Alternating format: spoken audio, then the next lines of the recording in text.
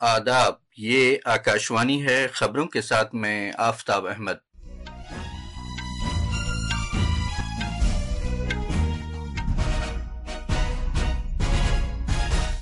وزیراعظم نریندر مودی نے پولیس کے اعلیٰ حکام اور مختلف سیکیورٹی ایجنسیوں کے سربراہوں کے ساتھ داخلی سیکیورٹی سے متعلق کئی معاملات پر تبادلہ خیال کیا ہے۔ مرکز نے ریاستوں اور مرکز کے زیر انتظام علاقوں سے کہا ہے کہ وہ سانپ کے ذریعے ڈسے جانے سے ہلاک ہونے والے کیسوں کو ایک نوٹیفائیبل بیماری قرار دیں۔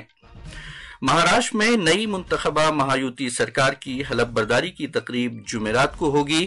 سمندری طوفان فینگل تمل ناڈو کے ساحلوں پر پہنچ گیا ہے، جس کی وجہ سے تمل ناڈو اور پڈوچیری کے ساحلی علاقوں میں معمول کی زندگی متاثر ہوئی ہے۔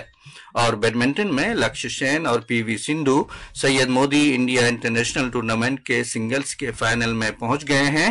ٹریسا جولی اور گایتری گوپی چند کی بھارتی جوڑی بھی خواتین کے ڈبلز کے فائنل میں پہنچ گئی ہے۔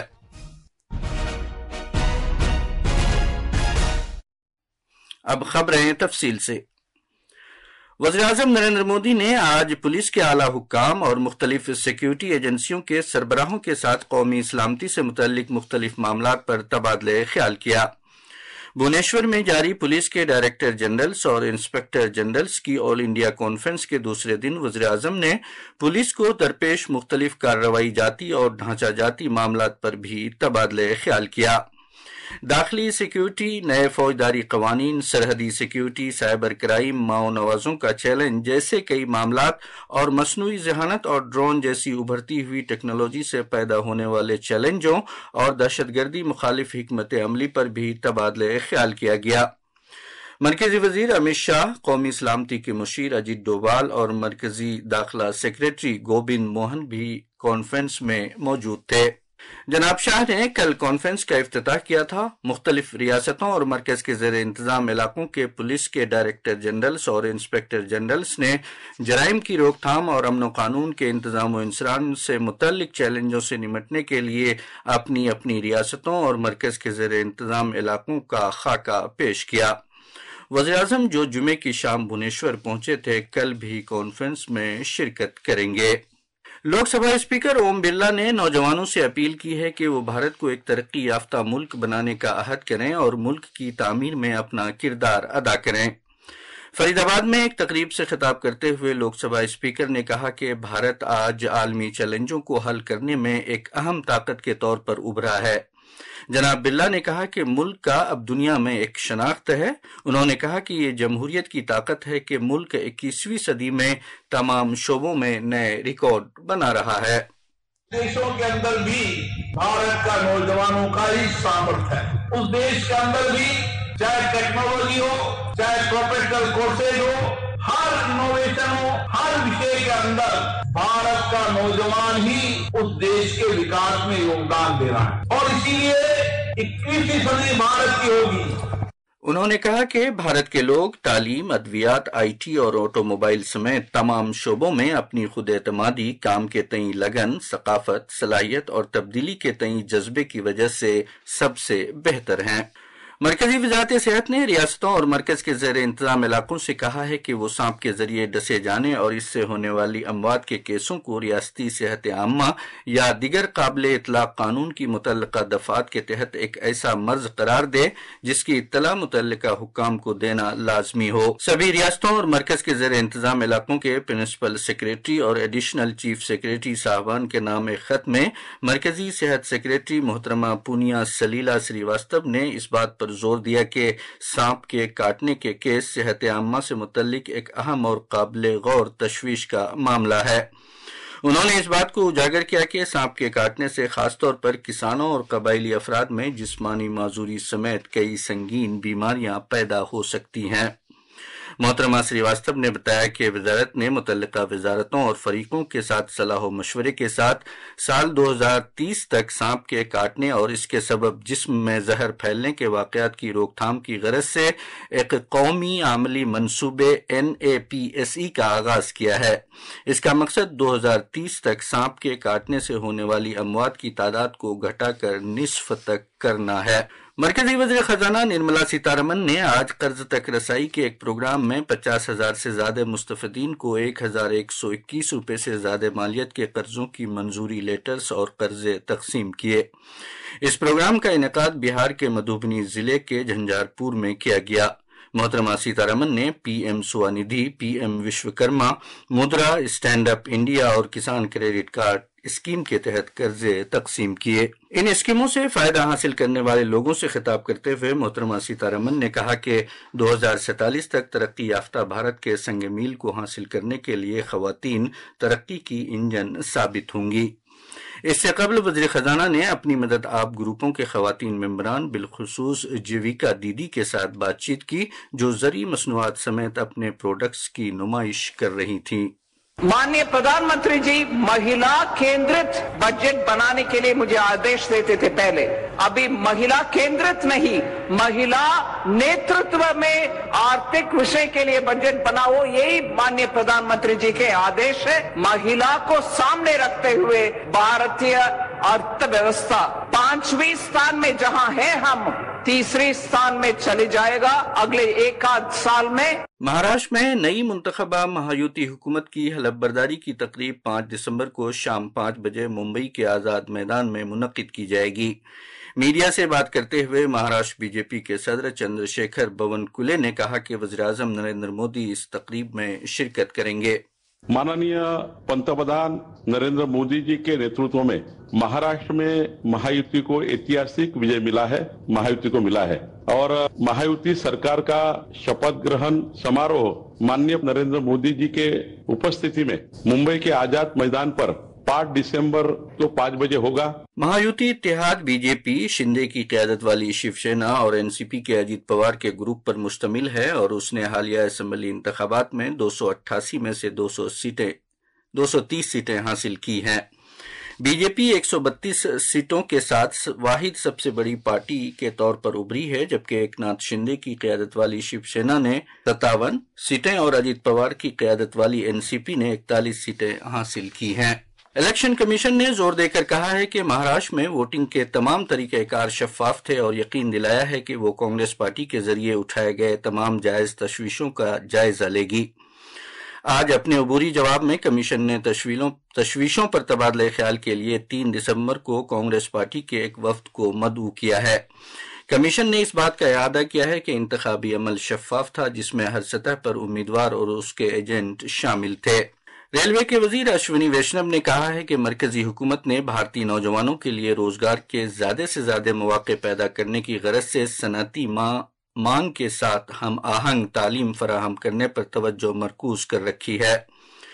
वडोदरा में मुल्क की पहली लॉजिस्टिक यूनिवर्सिटी गति शक्ति विश्वविद्यालय के दूसरे जलसे तकसीम असनाद से खिताब करते हुए वज़ीर मौसूफ ने एतमाद का इजहार किया कि ये यूनिवर्सिटी आइंदा 5 बरसों में मुल्क में चोटी की 10 यूनिवर्सिटियों में शुमार की जाएगी। गति शक्ति विश्वविद्यालय को इतना अच्छा इंफ्रास्ट्रक्चर मिले, वर्ल्ड क्लास इंफ्रास्ट्रक्चर मिले, उसके लिए 5 प्रोजेक्ट एक साथ चल रहे हैं। बहुत जल्दी जो हाई स्पीड कॉर्पोरेशन का ट्रेनिंग इंस्टीट्यूट बना है वो भी गति शक्ति में मर्ज हो जाए। मुझे कॉन्फिडेंस है कि आने वाले 5 वर्षों के अंदर अंदर गति शक्ति विश्वविद्यालय किसी भी रैंकिंग में टॉप 10 में आएगा। इत्तलात और नशियात के मरकजी वजीर अश्विनी वैष्णव ने आज गुजरात के अपने एक रोजा दौरे के दौरान सूरत में किम के मकाम पर बुलेट ट्रेन की पटरियों के स्लैब बनाने वाली फैक्ट्री का दौरा किया और वहां के कामकाज का जायजा लिया। किम के मकाम पर मीडिया से बात करते हुए जनाब वैष्णव ने कहा कि ट्रेन की पटरियों के स्लैब तैयार करने वाली ये मुल्क की सबसे बड़ी फैक्ट्री है जो अपनी बेहतरीन टेक्नोलॉजी के लिए मारूफ है। वज़ीर मौसूफ ने कहा कि आने वाले बरसों में यह फैक्ट्री मुस्तकबिल में तामीर से मुतल्लिक मुख्तलिफ प्रोजेक्टों के लिए इंतहाई मुफीद साबित होगी।